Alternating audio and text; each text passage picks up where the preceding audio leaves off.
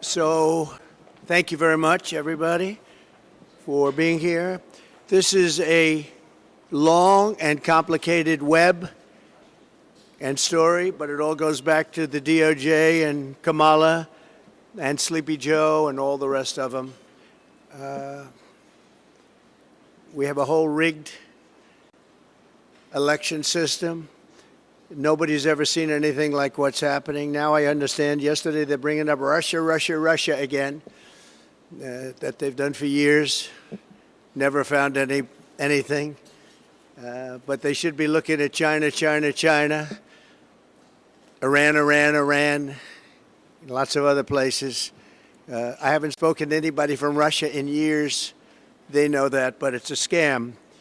But it all goes back to the DOJ because we had a trial today. It's an appeal of a ridiculous verdict of a woman I have never met. I don't know. I have no idea who she is. She wrote a book and she made a ridiculous story up. She put it in her book, and we're now appealing the decision. We had an extremely hostile judge appointed by Clinton, very good friends of Clinton. I guess he presided over the marriage ceremony of one of the lawyers on the case against us. And it's very sad. Judge Lewis Kaplan, angry man. He was so angry. I went to the trial. I've been in a lot of litigation over the years. I've never seen such anger, or wanted to throw one of our attorneys in jail, who threatened her with jail. Nobody's ever seen anything like it over nothing. I've never seen such anger, but all of our judges, I mean, we had a brilliant judge, and I think a very fair judge in Florida. I think we have another judge who's very fair. I just ask for fair. I don't want anything different from anybody else. I just ask for fairness. We have another judge or a couple of judges that I think are fair. Then we have other judges that I think the whole thing is, I think the system is a disgrace. The case that we met on today, and then we're going to talk about job numbers, which are horrible, by the way, horrible, like really bad. And you know that. I'm sure you won't report on it, but the job numbers are terrible. We're going to talk about the appeal today. We had a great appellate lawyer go down representing us, and I think John did a very good job. You have a matter of minutes to speak. It's a very complex thing because it was a setup, a rigged deal. They had two witnesses. And before I start, I have no idea who this woman is. They have a picture from, they say, about 40 years ago, a picture. And the picture depicts her and her husband on a celebrity line where I was the celebrity. I've been a celebrity for a long time. And they were shaking my hands along with hundreds of other people. Nobody even knows where it is. The problem is she doesn't know the date of this incident. She doesn't know when. She doesn't know, was it in the 90s? Could it have been further than that? She has no idea when. And people do that because you don't want to give a specific date and then you find out that Trump or whoever it was in Europe. So they tend to do that. They take long periods so that this way, hopefully he was in New York at that time. But this is a disgraceful case, and disgraceful in particular because it's about a former president of the United States who is now leading in the polls to be the president again. And this is being worked with the DOJ, Department of Justice, as are all of these cases. They all come out. Atlanta, Fani, that is all Department of Justice. Nobody knew that. The case with Judge Engoron, the most overturned judge in the state, that is very close because they sent their team from the DOJ to help him. The district attorney, Alvin Bragg, that was all worked with. Again, they sent a top operative from the department, from the DOJ Department of, I call it the Department of Injustice, because they're using the Department of Justice to rig the campaign. These cases are disgraceful. Now, they're brought, for the most part, in front of very hostile areas where Republicans get 3 or 4%, like downtown Manhattan, in front of very hostile judges, like you wouldn't believe. Judge Mershon, Judge Engoron, and Judge Kaplan, all of them hostile areas and very, very hostile judges. I've never seen anything like it.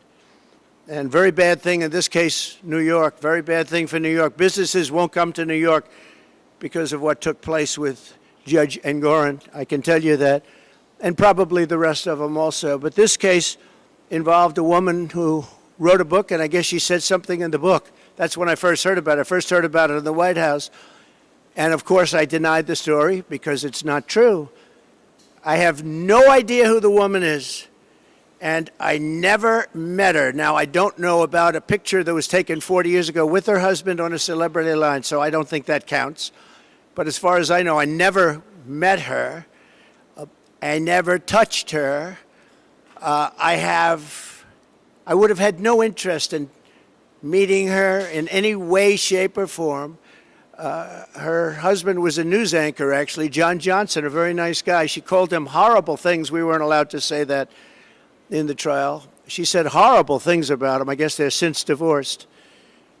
He's a very nice guy, African-American, and she said very bad things. We weren't allowed to use that in the trial, which surprised a lot of people. But she made up a story, it fabricated 100%, that I attacked her at Bergdorf Goodman. You know, it's very interesting. I don't think they were allowed to use this either. Her favorite show is Law and Order.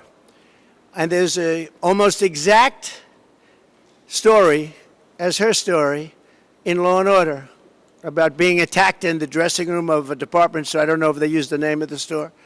But that's her favorite show, Law and Order. She said that. And anyway, this evolved into a defamation case against me because I disputed her words because I told the truth. We were called. I was in the White House, and I said, no, it never happened. I didn't even know what they were talking about. This was, I think I was in the Oval Office. Sir, do you know anything about this? And this had to do with a book, and she had a few pages in a book making this claim. By the way, there was never a claim. There was never a police report. There was never anything mentioned. There was never publicity 30 or 40 years ago, whenever it took place. Nobody knows. She doesn't know when it took place. When did it take place? She has no idea. She thinks it was in the 1990s. She thinks it was in the 1990s. And the judge, we had 2 trials. We asked for a consolidation. He said no. The reason he said no is he'd rather have double the publicity because that's bad for me. Very bad, because I'm running for president. And this is not the kind of publicity you like. And whether it's true or not, it's horrible.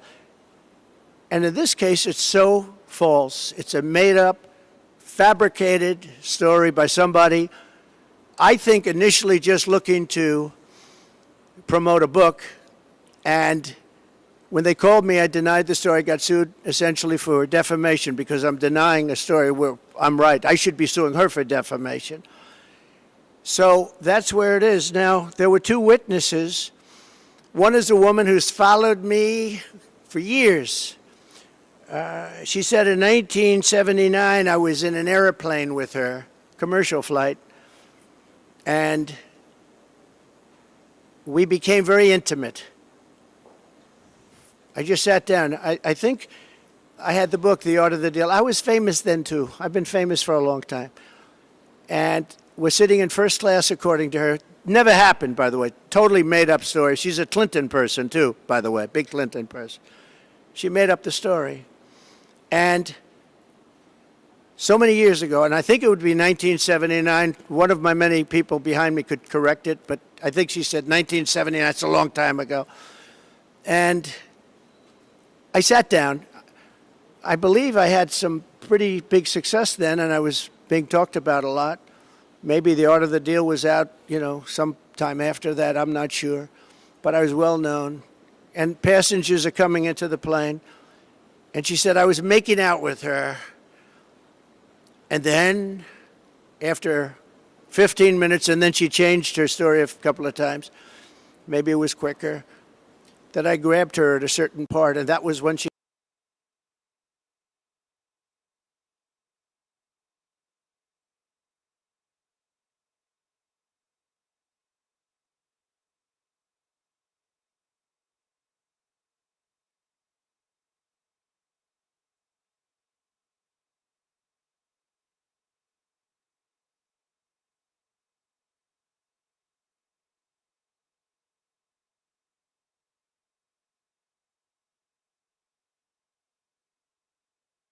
she would not have been the chosen one. She would not have been the chosen one. She has gone around for years saying this story. Everywhere I go, she says this story. And it's a total lie. Now, I assume she'll sue me now for defamation, like I got sued by E. Jean Carroll, who interestingly said she's been hurt, damaged, but she's made more money since she did this than she ever made in her life. She gets paid a lot of money to go talk bad things about me. So remember this whole thing started, along with just about every other case I'm involved with the political campaign of Harris, and who's having a bad time because she can't talk, of Harris and Joe Biden. This was election interference. It all is. It's all fabricated. But fabricated in front of very friendly judges for them and in very friendly areas for them. If you get a jury, it's very hard to win in a jury where you have 3 or 4 or 5% Republican votes. Very, very tough, actually. 2 witnesses. One is named Jessica Leeds, so she was up again. She can't get rid of her. She was up. She said I was in an airplane doing that. A couple of things. You have an armrest in planes back in those days. Oh, by the way, she didn't know anything about the flight, where we were going. I was in very few flights. I was a New York guy building New York buildings. I was at very few airplanes, I will tell you, in those days. 1979, I think. It's a long time ago. But you had the armrest, and in the old days, they didn't move. Okay? But she said she then got out and she went to the back of the plane, and that was the end of the story, I think. And this story has followed me for years. But just to finish with her, Jessica Leeds, no police reports, no witnesses, no corroboration of any kind, no criminal suggestions, no nothing. Then you have another one, and this one is a writer for People magazine, who I actually thought was very nice. She came to Mar-a-Lago, and she wrote the most beautiful story you've ever seen. It was a love story about Melania and myself, a love story in People magazine. And that was it. It was a cover, I think, but it was a beautiful story. Everybody would love to have that marriage. She said the nicest things about me, about Melania. You have the story. I mean, you can read the story. And her name was whoever. Let's see. Her name was who? Swornoff, yeah. I don't have it. Whatever her name was. I don't know the lady, so perhaps it's much better that way, but I really don't know the lady. So she wrote this beautiful story, and about, I don't know, years later, no police reports, no anything. Years later, the same person they called up, did you attack at Mar-a-Lago this woman, this writer, whatever her name is? And she was a witness in a case. Her and Leeds were the 2 witnesses, only 2 witnesses. Did you attack her? I said, who is she? And they said, she writes for People magazine. I said, I don't know anything about the lady. If I had a story long ago, years before, about People, but it was a very nice story. So I don't know. It has to be made up because I don't know what you're talking about. it turned out that the same lady that wrote this beautiful story years later said I attacked her. Now, think of this. Oh, and she said the butler knew everything. The old expression, the butler did it, right? Very famous in crime stories. Well, the butler was Tony Senecal, worked for me for a long time. He was retired at that time. That was years later he retired. He was retired when this hoax came out. And what happened is he totally confirmed my story, and he didn't even work for me anymore. He passed away a couple of years ago, a good man. He said, the woman was crazy. It never happened. I was the one that served her whatever she was drinking, and I was there, and nothing ever happened. But you don't need the butler. All you have to do is read the story. Think of this. A woman comes into Mar-a-Lago, interviews me about a love story about my wife and myself, and during that interview, I attacked her and pushed her up against the wall violently. Okay? And then she leaves and she writes a perfect story. A perfect story. She doesn't mention the event. Again, there's nothing on file at all. Zero. There was no complaints. There were no complaints to People magazine. There was no witness. There was nothing. Yeah, well, there was a witness, the butler, and he's already said everything. He's already told this story. Because this story, likewise, like Leeds, this story has followed me around. I could go through many other stories outside of this. You know, it's very funny. When you're rich and famous, you get a lot of people come up with a lot of stories. But you're writers, and some of you are legitimate writers, and some of you aren't. Some of you are fake news, and some of you are real news. But put yourself in my position. I'm running for president, and I have all these cases all of a sudden come out. And they're fake cases, and they report back to DOJ. And you have Lisa Monaco, one of the people at DOJ who I saw the other day talking about the Russia hoax. And yet she's friends with Andrew Weissman and that whole group and crew, who should be sued, by the way, because they're not a charity. All they are is a political organization that goes after Trump for the last 8 years. I mean, he's a sick person that runs that, too. But Lisa Monaco is in the Department of Justice, but she's a Andrew Weissman person who's been after me for years. So far, he's failed. And he's having a heart attack because I'm leading in the polls, I guess. If you look at the Nate Silver, very respected guy. I don't know him, but he has me up by a lot. So let's say we're leading, or let's say we're tied, or let's say what difference. I'm in the race. It's between two people, but I think we're leading by a lot because the opponent refuses to do an interview because she can't talk. And they're not going to skate through it. I'm not going to have a Marxist president. The people are getting it. So we go down to court today to talk about this case is a scam. And all I can say is that I never met the woman other than this picture, which could have been AI generated. I don't know. Showed up out of nowhere, but it's fine. Nice picture with her husband, and lots of other people are online. It's a celebrity line.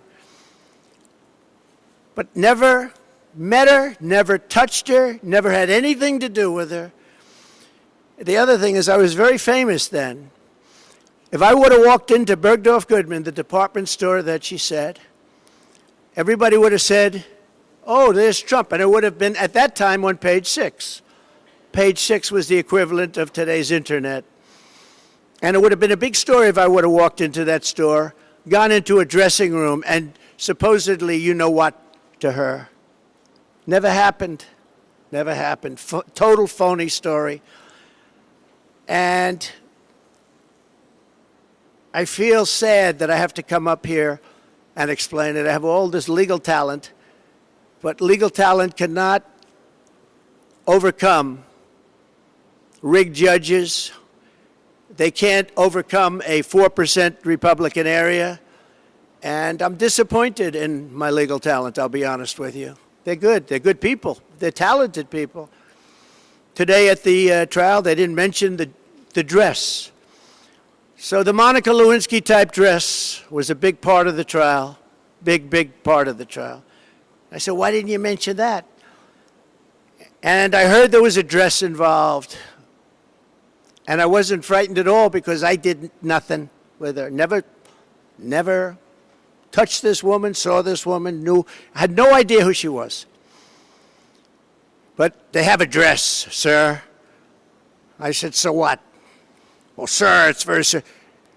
They used that dress to try and intimidate me. They used that dress with the public. That dress was such a famous dress. It was Monica Lewinsky, part 2, the dress. And the judge wanted it for trial. And it was going to go into trial. And then they found out there was nothing on the dress, which I knew.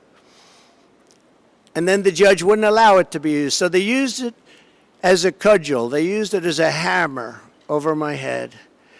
And then the judge, when he heard that it showed totally negative, the judge wouldn't allow us to use it at trial. Then there was an Anderson Cooper interview where she said essentially, no, he didn't rape me. She was selling her book. She wrote a book. The book would have been a total failure, probably was anyway, although probably sold more recently. Again, this is a woman that wasn't doing well until she came out with this stuff about me. And that's happened to others too, by the way. She's not the only one. But they have the Anderson Cooper tape. And in the Anderson Cooper tape, it's an interview of her. And Cooper says something to the effect, did he rape you? Did he rape you? He was so happy. Oh, did he rape you? And she gave a very good answer for me, but a bad answer for CNN, for Anderson. And he said, we're going to commercial break right now. We're going. Then she came back from commercial break, and she was much more hostile. But this man wouldn't let us use the tape or the proper questions having to do with the tape. Wouldn't let us. The Judge Kaplan, wouldn't let it be used. We wanted to get the outtakes. In other words, what did Anderson Cooper talk to her about during that intermission for a commercial that he called for immediately? Where do you see this? I mean, some of you have seen it, some of you haven't. We're going to commercial break right now. And so what happened is we weren't able to use it. The other thing is we had not one trial, we had 2 trials. Nobody understands why. We asked for a consolidation. And I wanted to show up to the trial, to the first trial. My lawyer, who's not up here, not with us any longer, sir, you should not show up. You're the former president or the president. I don't even know when the trial was, but you're the president of the United States, sir. This is beneath you. I've got this 100%. The dress is negative, but he wasn't able to use it. Sir, it's beneath you to show up. I said, but wouldn't that be bad for a jury? Wouldn't that be sort of bad for a jury if I don't show up? He said, sir, you don't have to show up. I've got this. You shouldn't do it. It's beneath you. It's beneath the office of the president. I understood what he meant by that. And so I didn't show up.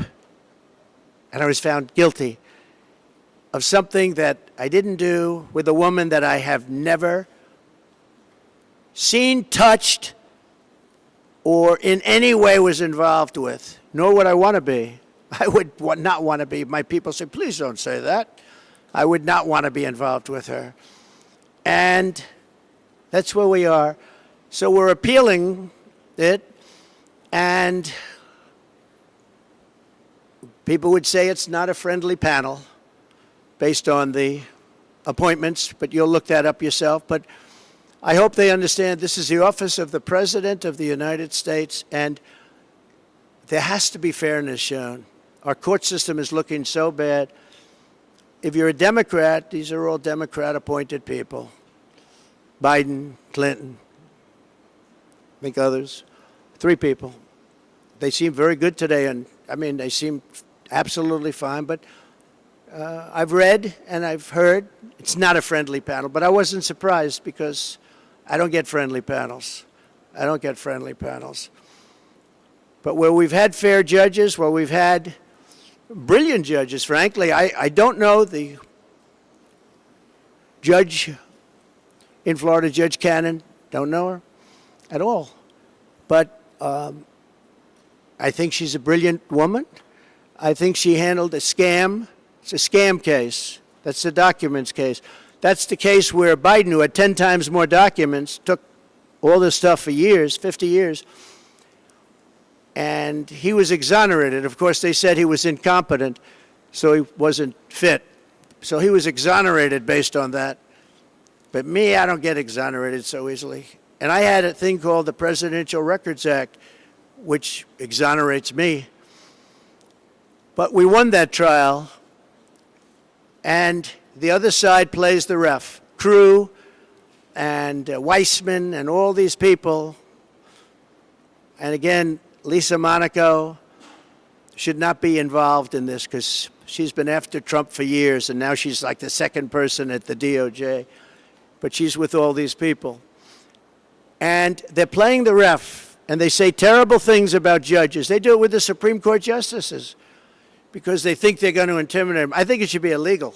That's what the DOJ should look into, the legality of these people taking a brilliant judge and demeaning her, and taking other people that are fair and solid and demeaning them.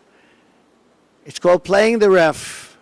Nobody did it better than the late, great Bobby Knight basketball coach. He would play, he would scream at those refs and everything, and they'd say, Bobby, you're not going to get the decision overturned. Yep, but the next one I will. And he was right. He was a great basketball coach. Last coach to have an undefeated season. The last coach in basketball to have it many years ago. He also endorsed me, but he played the ref. These people are playing the ref when they are allowed to call for recusal, impeachment of a judge because they're not getting their way. And for some reason, the other side doesn't do that. They don't do that. The other side is much softer. Republicans play it a lot softer, but they play it legitimately. So I'm going to ask, if I might, Will Scharf to come up, just say a couple of words about what took place today. One of our attorneys working on this it's a ridiculous case. Remember, it never happened. It was made up for political reasons. And the DOJ is behind everything. Every one of these cases. It's political interference. It's a witch hunt, just like the fake Russia scam was a witch hunt. And just like they want to start that scam all over again by announcing that Russia we're talking about. And you know what they do when they do that? They intimidate people from having a fair election. They intimidate poll workers from speaking up when they see crooked things take place in the election. And it's a disgrace. Our country's in serious trouble. Our judicial system is in very serious trouble. Will, please come up. Thank you. Good morning, y'all. My name is Will Scharf. I'm one of President Trump's attorneys. Today we presented oral argument before the United States Court of Appeals for the Second Circuit in one of 2 cases brought against President Trump by E. Jean Carroll. Now, it's really important to remember that E. Jean Carroll's story at its heart is an utterly implausible he said, she said story. There is no corroboration for anything she has ever claimed about President Trump. There are no corroborating witnesses. As President Trump alluded to, there is not confirmatory DNA. No police report was filed at the time of this alleged incident. She was unable to identify when this incident occurred until quite recently.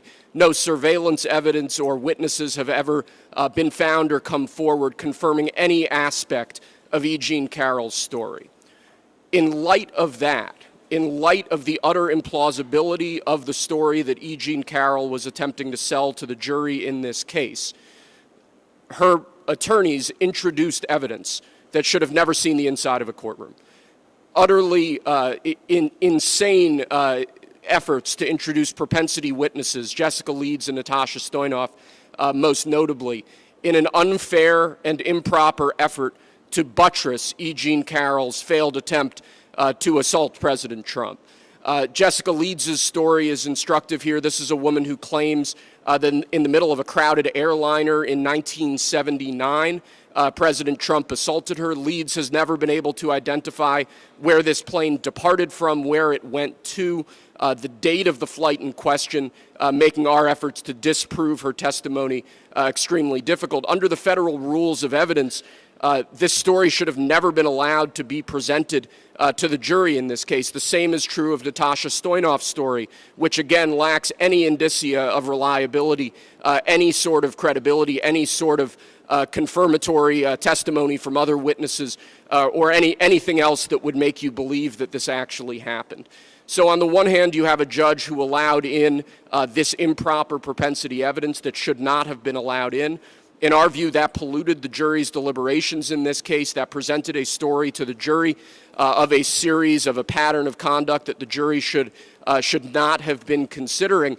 And we think that absent that propensity evidence, no fair jury could have reached the verdict that was reached in this case. And as a result, we believe that this verdict needs to be overturned. But there's more than that. In addition to this improper propensity evidence, President Trump and his trial team were prevented from cross-examining E. Jean Carroll and other witnesses on crucial issues in particular relating to political coordination and the political motivation behind this entire lawsuit. This is a lawsuit that was instigated in large part by George Conway, a longtime political foe and adversary of President Trump.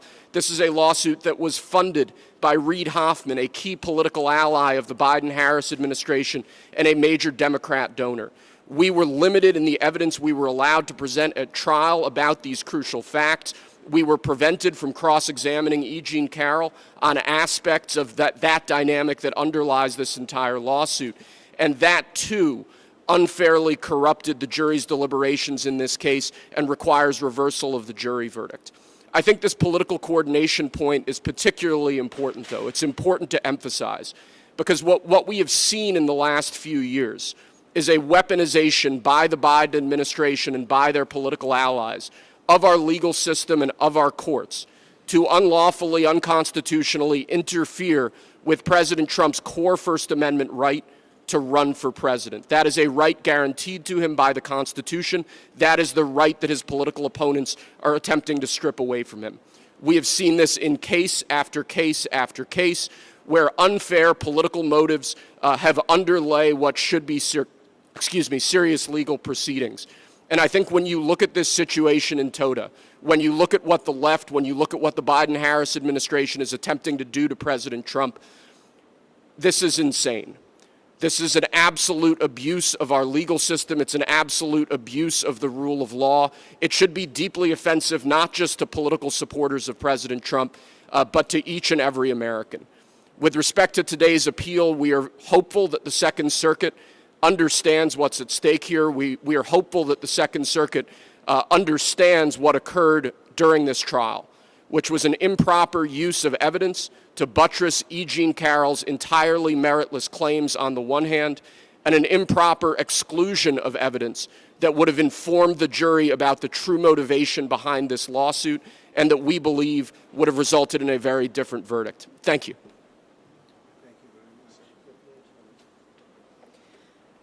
Good afternoon. I've done this one too many times, actually too many times for the last 3.5 years while President Trump has been trying to fight to get this country back. And I want to speak to the American women, and I want to speak to the people that need to get out and vote on November 5th. I have sat with President Trump for years now, while he has been targeted with lies and with judges, AGs, and DAs who have specifically run in this city and others on getting Trump.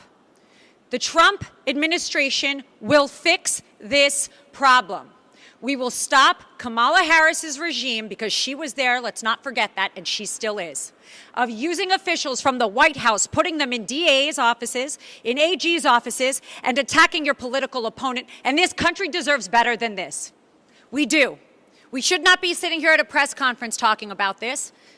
We did this in 2016, And every woman had no reports. They come out when it's election time. And as a woman who has stood with President Trump, who has spent extensive time with President Trump and with his beautiful family, I will tell you, that is not President Trump, and I completely am disgusted by what I have seen happen to this person, his family, and the Trump organization that we stand in right now. You must vote Donald Trump back in because as an attorney, as a woman, as a mother, our future of this country depends on it, and we need to stop this from happening. The DOJ is supposed to help our country and protect us, not attack us because you cannot win in the polls. Thank you. Thank you very much, both. And just in finishing this, we have numerous other trials that are also very much in coordination with the DOJ. They actually took just about their top person and they put him into the offices of the Attorney General of New York, and then also the office of the DA Bragg's office, to make sure the case is brought viciously against their political opponent. And it's a shame. It's a shame. Businesses will not come to New York because of it. They actually, in the case of Engoron, they used a consumer frauds case, never used before for a thing like this. And not only were my numbers correct, and again, this was a generality, all you need is a general, but I had really good numbers, but they were very conservative, very much on the low side. And the judge knew that, and the judge ruled a fine against me, the likes of which has never even been heard of. Businesses will never come to this state as long as that is able to be held up, because we won that trial so conclusively. We had an expert witness said that President Trump's financial, this was an expert witness from the Stern School of Business, one of the most highly respected people in the country, as an expert witness. He said, to the best of my remembering, it's a big statement, but he said, this is perhaps the best financial statement I've ever seen. But the judge made me pay like a $400 million fine. This is a consumer fraud statement. Think of it, consumer frauds case that they made it in. The judge refused to give it over to the commercial division where they could understand things, and they would have dismissed it immediately because this case had no merit whatsoever. The judge wanted to settle the case for a very much smaller amount, and I said, I'm not going to settle. I didn't do anything wrong. But he would have settled the case for a much smaller amount. He wanted to settle it for a much more. We had numerous meetings in his office for a fraction of the number that he gave. That was one of the interesting things. I figured that the worst that you could do is what he wanted to settle for, which was a very small number by comparison. And then he just came out with this number. This was a coordination with the DOJ.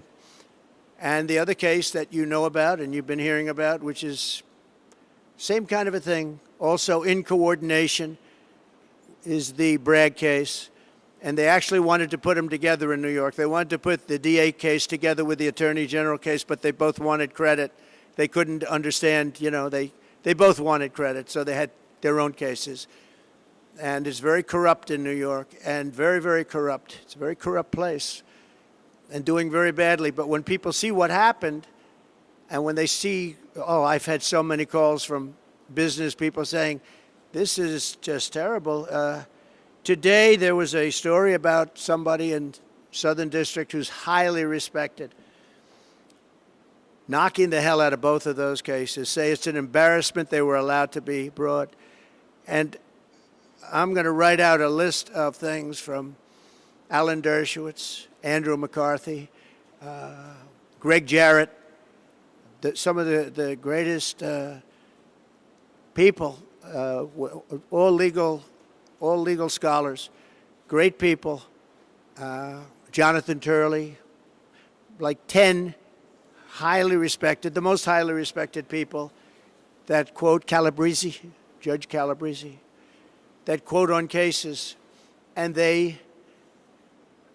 shockingly, they can't even believe it. They said this case should not have been allowed to be brought. and that's about pretty much both cases, but it's about the case that we have in front of Judge Mershon. That case is a disgrace. Should have never been allowed. I did nothing wrong.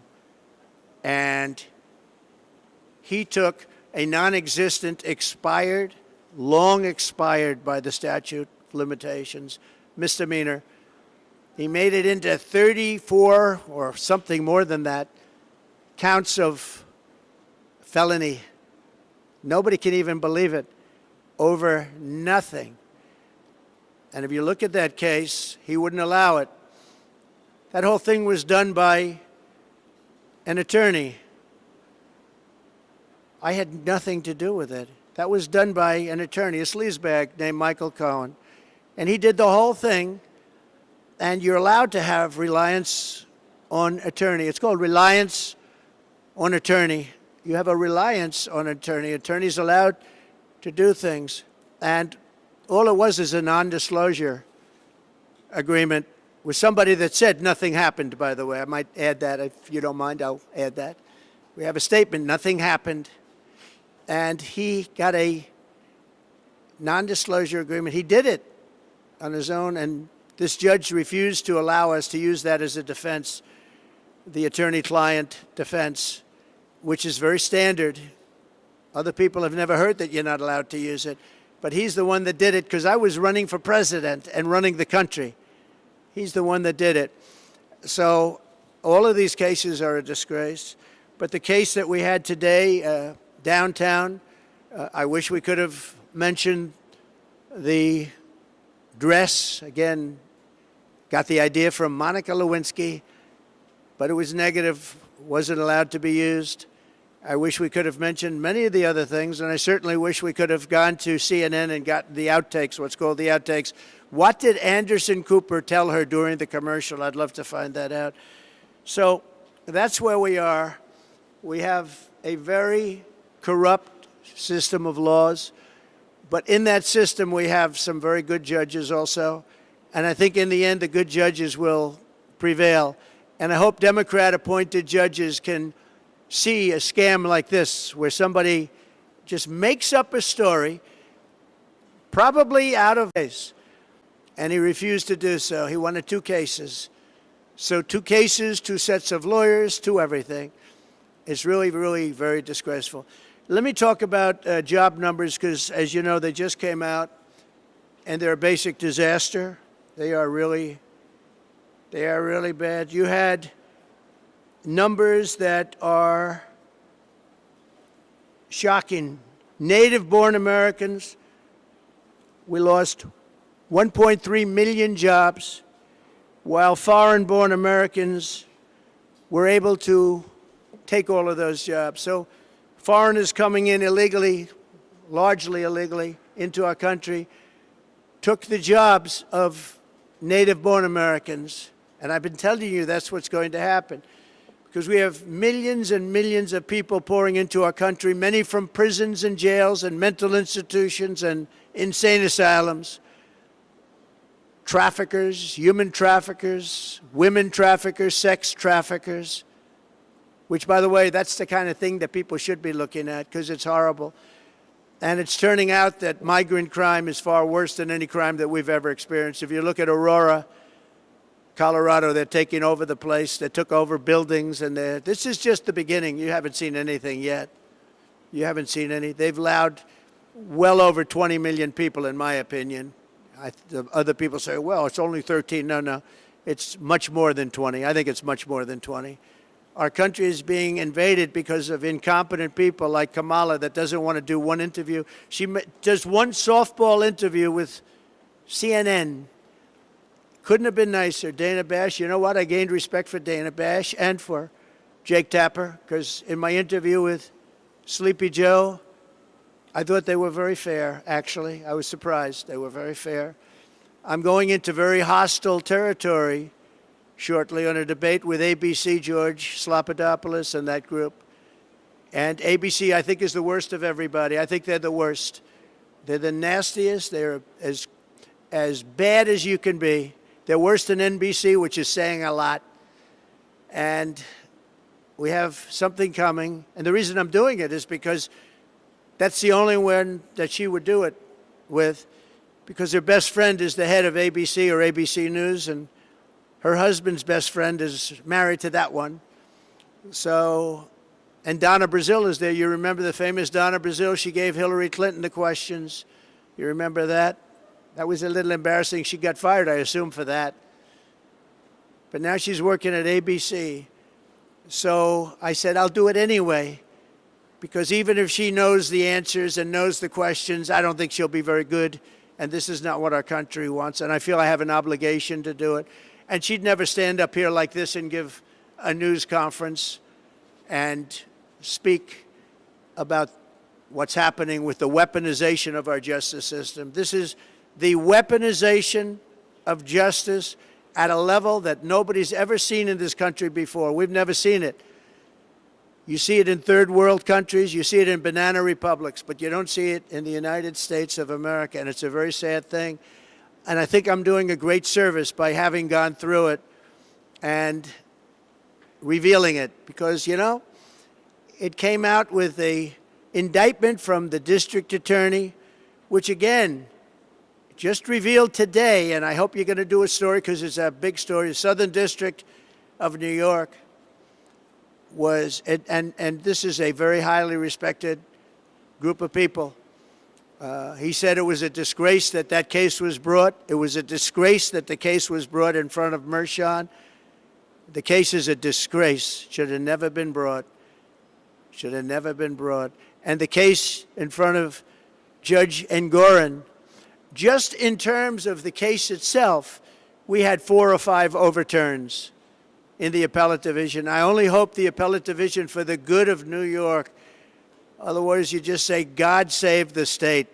For the good of New York, I hope that the appellate division will do what's right on that case, because that case was a scam.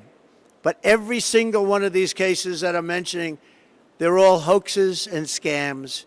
No different than Russia, Russia, Russia, Ukraine, Ukraine, Ukraine, the impeachment hoax number 1, impeachment hoax number 2, all these things that we won. We won them all. But it takes time, it takes effort. And they're at it again. But this time, what they're doing is they're hitting us as hard as possible. You know, it's very interesting. It just brings to light the lawyer on the hoax that we're talking about now, having to do with E. Jean Carroll. She said, the way to defeat Trump is go after him civilly as often as possible, make his life miserable, sue him all the time, keep him in court, and let him spend a fortune. That's the lawyer I have in the E. Jean Carroll case. And that's exactly what they've done. The only thing I can say that's good about it is the public understands. And my poll numbers, I believe, are higher now than they would have been without it, because the public understands it's a hoax, it's a scam, it's a political witch hunt, and some of you should be ashamed of yourselves. Thank you very much, everybody. Thank you.